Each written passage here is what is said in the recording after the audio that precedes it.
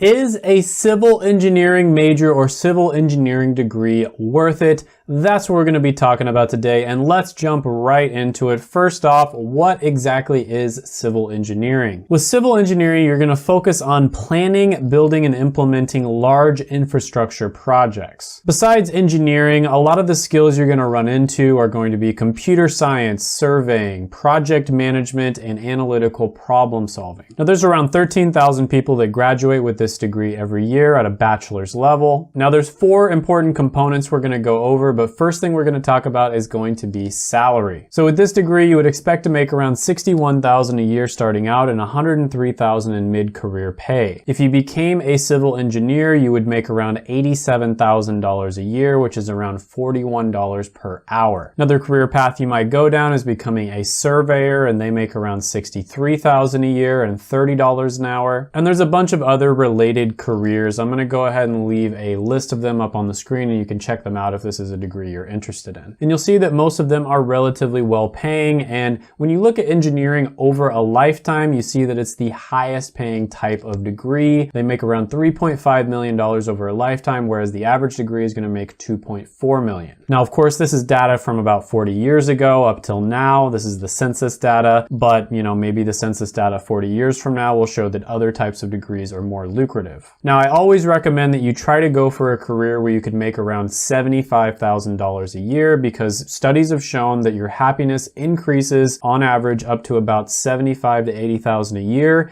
and then after that you don't really increase in happiness as you make more money. So it's always a good idea to maximize your happiness, and so most people are going to be happiest once they're making around $75,000 to $80,000 a year, and this degree can definitely get you to that point. So overall, engineering degrees pay really well. The salary score is going to be 9 out of 10. Now, when it comes to satisfaction, first we're going to talk about meaning, and civil engineering degrees have a 65% meaning score, which is basically how much you think your career positively impacts the world. You can compare that to one with a very high and a very low meaning score, and you'll see that it is on the higher side. So this is a degree that leads to careers where people find a lot of meaning. If you look specifically at the career of civil engineering, you'll see that it has a 68% meaning score, so even better. And if you look at the job satisfaction, it's 71%. And again, you can compare that to a really good one and a really bad one, and you'll see that it is on the better side. Now, when it comes to how much people regret their degrees, engineering is the 3rd least regretted type of degree. Only around 15% of engineer graduates regret their degree, and the main reason is because some of the best jobs require an advanced degree like a master's. And I do want to emphasize here that this is the most subjective section by far. For one person, it could be like a 1 out of 10, and another person, it could be like an 11 out of 10, amazing, best career ever. So take all of this with a grain of salt. Your job satisfaction and meaning could also have a lot to do with, who your manager is, who you work for, the company you work for, industry you work in, your coworkers, etc. There's so many different things that can impact this. But with that being said, I am going to give this one a score of 7.5 out of 10. Next, we're going to be talking about demand. And when it comes to engineers, demand is a little bit weird. So for instance, when you look up the job of civil engineering, you'll see that there's 329,000 jobs available right now, and it's only growing at about 2%, which is slower than average. That means over the next 10 years, only 5,500 jobs are going to pop up, even though there's tons of people graduating every year. So if you look at that, you would probably think there's a huge imbalance and there's a ton of unemployed civil engineers. Well, there may not be that many jobs specifically for civil engineers, but people who graduate with a civil engineering degree generally are able to find a job in a related career. And these types of careers tend to be relatively high paying as well. And generally speaking, when you look at unemployment rates with the different degree types, you'll see that engineering degrees tend to be on the lower side. STEM degrees in general, but engineering degrees aren't bad. And when you look up the keyword civil engineering degrees on monster.com, you'll see that about 8,700 job listings have that keyword in the description. You can compare that to a degree that has tons of demand, like computer science with 141,000, or one that doesn't have very much demand at all.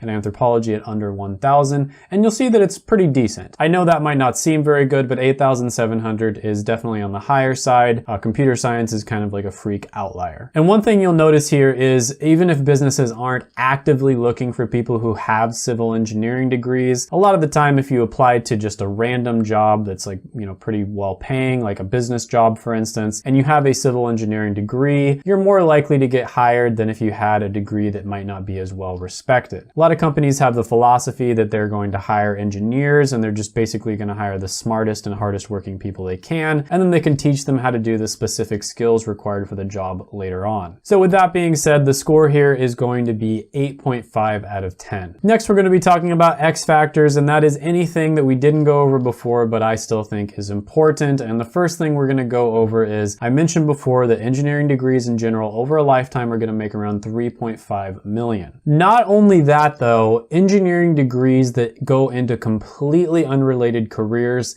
still tend to earn a lot more than even the degrees that are related to that career. So for instance, engineers that become artists will make around $3 million over a lifetime. Engineers that get into community and legal services will make 3.2 million over a lifetime. So you see that engineers almost all across the board are going to be making more money over a lifetime than a lot of different types of degrees, pretty much no matter what career path they end up going down. Now, a lot of people will say it's correlation or causation. Maybe it's because engineers are just really smart and people who are able to do those degrees are just really smart in the first place. Nobody really knows, but I tend to think that it does teach you some skills that are useful no matter what career path you end up going down. Now, speaking of skills, ZipRecruiter's skill index has civil engineering at 61 out of 100, and you can compare that to a really high one and a really low one, and you'll see that it's definitely on the better side. On top of that, when you look at the likelihood of automation for pretty much any type of engineering degree, it's always going to be pretty low. So for instance, in this case, it's 1.9%. And I've mentioned this before, but I doubt that engineering related careers would ever be able to be fully outsourced, just because you have to be able to communicate really well in person. There's a lot of tangible and intangible skills involved there.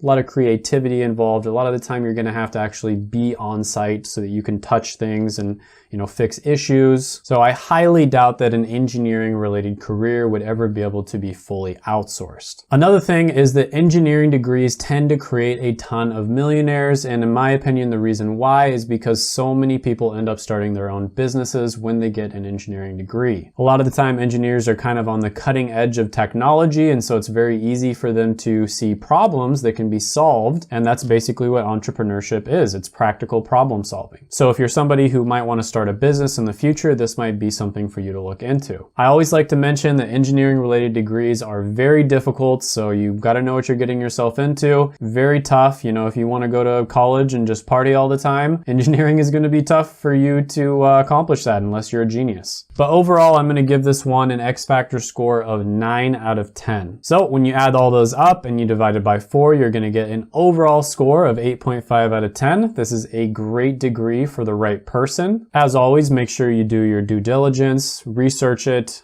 reach out to people who are in careers that you're interested in, figure out what your strengths and weaknesses are, what your passions are, what your natural talents are, and figure out what types of careers align with that. Don't just go into this one because I recommend it or because I say that it's high paying or anything along those lines. That is a bad idea. But if you want some help doing research on college degrees, you can check out my college degree ranker down in the description below. On that, I basically compiled a list of all of the most important factors that you should consider, in my opinion, when you're looking at different college degrees. So if you don't want to wait for a video to come out that you're waiting for, you can just check out my college degree ranker down below, and there's a good chance that you'll get your answer, and it is in my Patreon. All right, guys, share the video with your friends, hit that like button, gently tap the like button, sorry. Hit the subscribe button, ring the notification bell, comment down below any thoughts, comments, criticisms, etc. that you have on the video. And don't leave, check out my other videos right here. I made them just for you.